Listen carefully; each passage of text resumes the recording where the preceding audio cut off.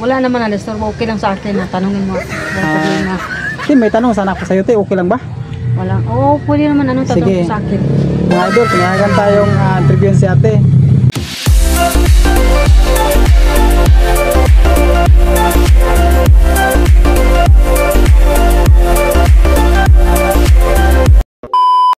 Mga idol, magandang hapon po sa ating lahat mga idol, no? Saan man kayo sa sulok ng mundo mga idol. Nagbabalik pala ang inyong lingkod mga idol, Agent 01 Vlogs mga idol. Sa hindi pa nakasubscribe, paki-subscribe po mga idol, like, share, comment, at paki-bell icon para tuwing may upload ako mga idol, updated po kayo. So ngayon mga idol ay si ate po dito na malapit kong kaibigan ay pinayagan niya akong interviewin siya. So ngayon mga idol, interviewin natin. So tara mga idol. Si ate mga idol, nakaupo mga idol. Te, may tatanong ako sa iyo. Wala ka bang ginagawa dyan, te? Wala naman cellphone lang. Hindi ba ako nakadisturb sa iyo, te? Lakasan mo yung boses mo, te. Wala naman na disturbo. Okay lang sa akin na tanungin mo ako. Wala problema.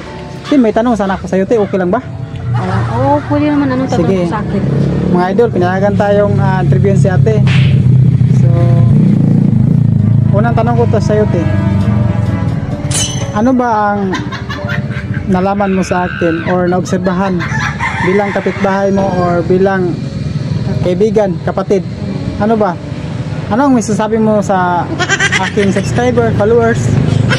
Ano ba ang may sabi mo, te?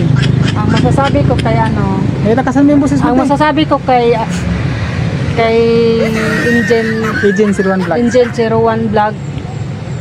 Siya, mabait talaga siya. Tao bilang inisip ko talaga siya yung kapatid kasi ang mabait siya, walang bisyo, kahit wala biro. Wala akong masasabi sa kanya. Ito lang masasabi ko. Please follow sa kanyang page or sa YouTube. I-support natin siya kasi wala akong masasabi sa kanya na ang sobrang bait niya, masipag, matulungin, saka marespetong tao. Ito lang masasabi ko sa kanya, walang bisyo. Tapos pati, ano pa?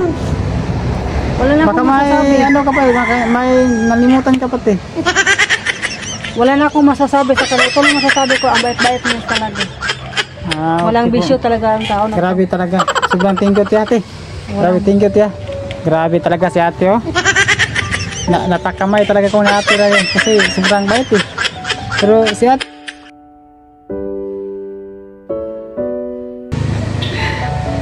so hindi pa nakakilala kay ate. Ito pala yung tinunay kong kapatid na kapitbahay ko dito. So ayan po si ate, may partner yan sa buhay. So nakaupo lang yan dito kasi may hinihintay na Shopee.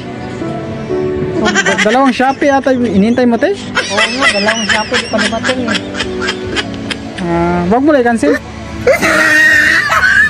So yan lang siguro, te, no? Maraming salamat sa sa mga oras na binigyan mo ako ng time.